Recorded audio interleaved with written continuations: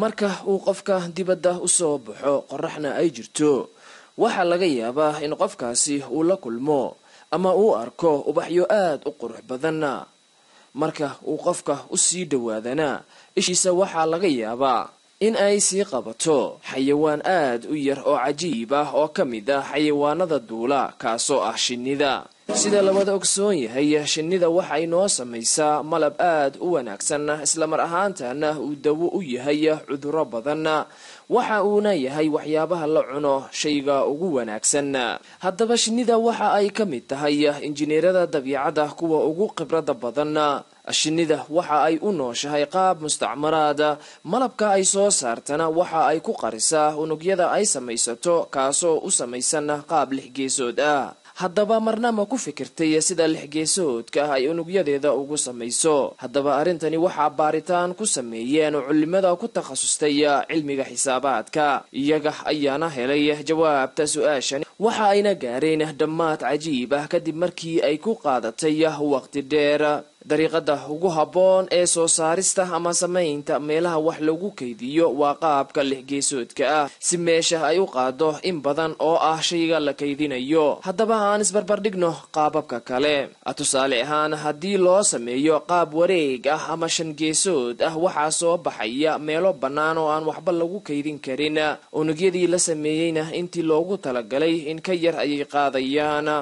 dhanka kale markii loo eego qaababka 3 geesoodka ama 4 geesoodka laga yaabay inaysan meesha ka soo bixin meelo firaaqa ah oo aan la isticmaalin balse culimada xisaabaadka waxa ay ogaadeen kaydka ugu wanaagsan uu ku habboon yahay qaabka 6 geesoodka ah haddaba marka la soo koobo qaabka 6 geesoodka waa ay ka xajmi weyn tahay waana ka qaadis badan tahay qaababka 3 geesoodka ama 4 geesoodka shinnida waxa ay awood u leedahay inay isticmaasho farsamo kasta laakiin waxyaabaha u gaarka ah ee la fahmi waayay waxa ay tahay wada shaqaynta ka dhaxaysa marka ay dhisayaan unugyadooda malab soo saarista u isticmaalaan marka qofka insaanka uu eego unugyada waxa uu moodaa inuu yahay hal gabal oo ishaysta oo qora adab ahaantii marka ay shinnida bilaabayso dhismaha unugyadeeda waxa ay ka bilowdaa geeso kala duwan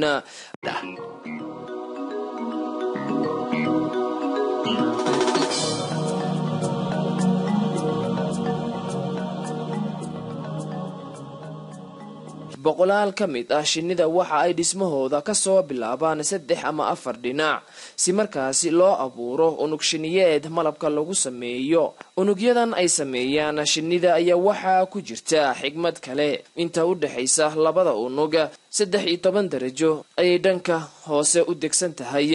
si malabka ay sameeyaan uusan dhulka ugu daadan ama uusan u soo hoorin shinnida unugyadeeda ayaa waxa ay ka samaysaa meelaha gudcurka ah oo aan soo gaarin ilayska qoraxda halkaana waxa ka jira xaqiiqooyin lala yaabay taasoo ah takhasuska dhismaha noocan ah waxa ayna barataa shinnida shaqadan aadka u adag isla markii ay dhalato uma baahna in si tartiib ah ay u barato haddaba yaa baraya shinnida nidaamkan hindiseed ay leedahay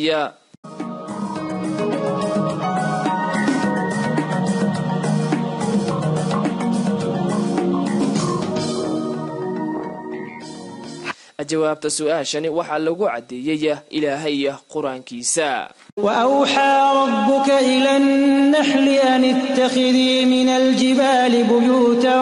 ومن الشجر ومما يعرشون ثم كلي من كل الثمرات فاسلكي سبل ربك ذللا يخرج من بطونها شراب مختلف ألوانه فيه شفاء للناس إن في ذلك لآية لقوم يتفكرون وأوحى ربك إلى النحل أن اتخذي من الجبال بيوتا ومن الشجر ومما يعرشون ثم كلي من كل الثمرات فاسلكي سبل ربك ذللا يخرج من بطونها شراب مختلف ألوانه فيه شفاء للناس إن في ذلك لآية لقوم يتفكرون